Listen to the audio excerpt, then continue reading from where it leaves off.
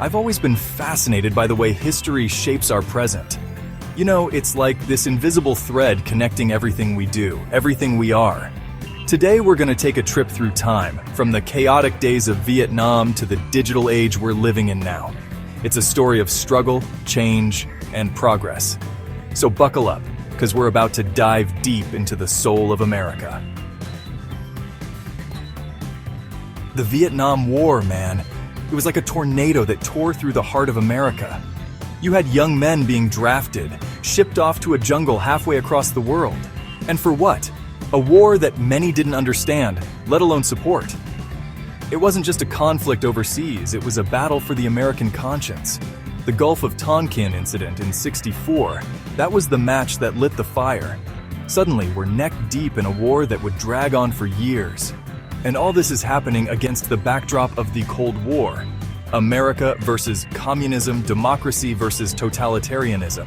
But the lines weren't as clear as some would have you believe. Now, while the war was raging overseas, a different kind of battle was brewing at home. The streets of America became battlegrounds of ideas. You had these young people, man, they were fed up with the war, fed up with the system, fed up with the status quo. The release of the Pentagon Papers in '71, that was like throwing gasoline on an already raging fire. It exposed the government's deception. And trust me, people were angry.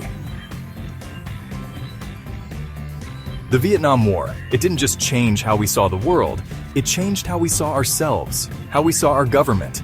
The War Powers Act of '73, that was a direct result of all this chaos. And the impact, man, it went deep. It changed our whole approach to foreign policy. America became more cautious, more hesitant to get involved in foreign conflicts. The ghost of Vietnam, it's still with us today, still influencing decisions, still shaping our worldview.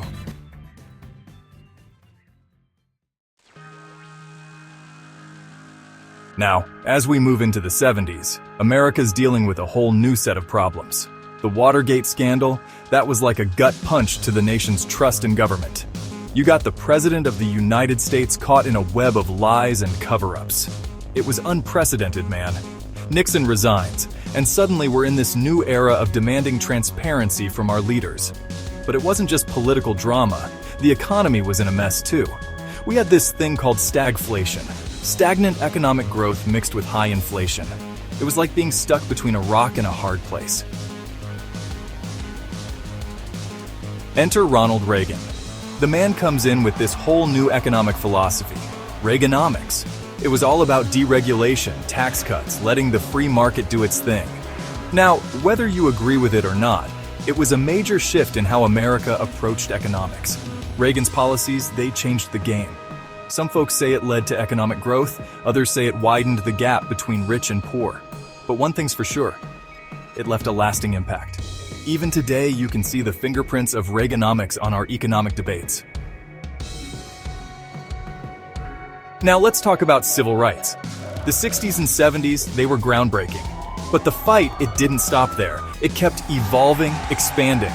The women's rights movement gained momentum, fighting for equality in the workplace, in politics, in everyday life. And let me tell you, it wasn't easy. These women, they faced backlash, ridicule, but they kept pushing forward. Then you got the LGBTQ+ rights movement. These folks, they were fighting for the simple right to be themselves, to love who they love without fear. It was a long, hard battle, and in many ways, it's still going on today. But each step forward, each victory, no matter how small, it was changing the fabric of American society. While all this social change is happening, there's this whole other revolution going on in media. Cable TV comes along and suddenly we've got hundreds of channels to choose from. It changed how we consume information, how we entertain ourselves. But cable TV, that was just the beginning.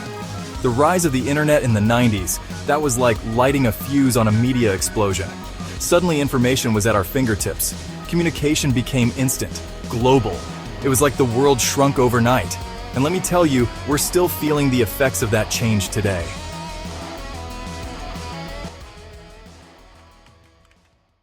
Now, while all this is happening at home, the world outside is changing too. The Cold War, this decades-long standoff between the US and the Soviet Union, it's coming to an end. The fall of the Berlin Wall in '89, man, that was a moment. It was like watching history unfold in real time. And then, just a couple of years later, the Soviet Union itself collapses. Just like that, the world as we knew it changed. America emerged as the sole superpower, but with that came new responsibilities, new challenges. The world wasn't split into two camps anymore. It was more complicated, more interconnected than ever before. As we step into the 21st century, it's like we're entering a whole new world. Technology is advancing at a pace we've never seen before. The internet, which started as this niche thing for tech geeks, it's becoming a part of everyday life, and it's changing everything. How we work, how we socialize, how we see the world. But with all this progress comes new challenges. Privacy concerns, cybersecurity threats, the digital divide between those who have access to this technology and those who don't. It's like we're trying to navigate this new digital frontier, and we're making up the rules as we go along. Now let's talk about social media. Facebook, Twitter, Instagram, these platforms, they've revolutionized how we connect with each other. It's like the whole world is just a click away. You can share your thoughts, your experiences with people across the globe in an instant. It's opened up new opportunities for communication, for business, for activism. But, it's not all rosy. Social media, it's also created these echo chambers where people only hear opinions they already agree with.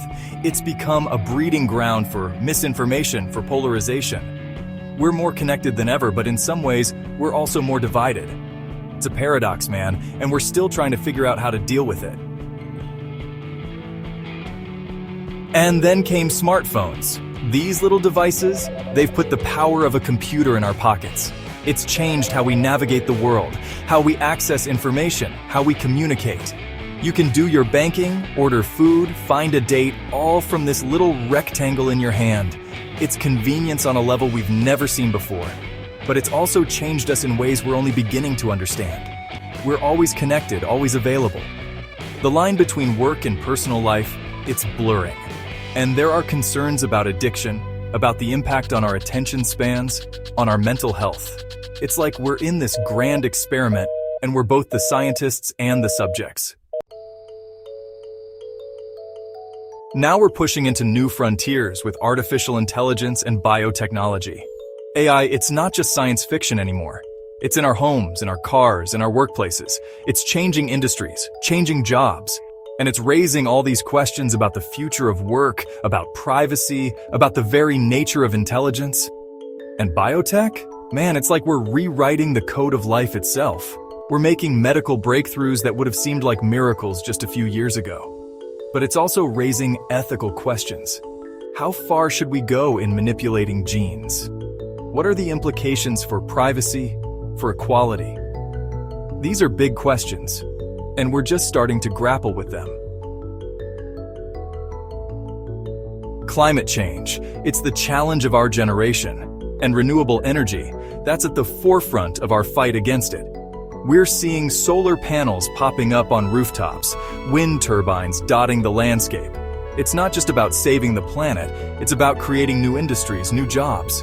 But it's a battle, We're up against entrenched interests, against old habits. It's not just about technology, it's about changing mindsets, changing policies. It's a race against time, and the stakes couldn't be higher. So here we are, in the America of today. We've come a long way from the days of Vietnam, haven't we? We've seen incredible progress in technology, in civil rights, in our understanding of the world.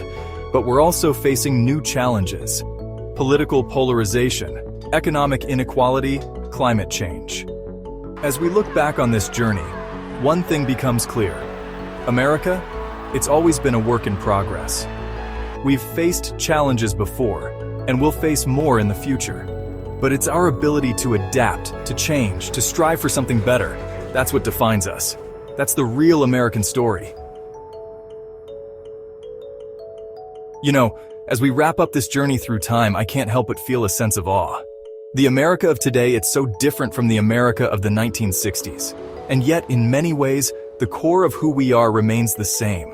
We're still striving, still fighting for progress, still trying to live up to those ideals of freedom and equality. Our journey isn't over. In fact, it's never over. And that, my friends, is what makes America's story so damn compelling.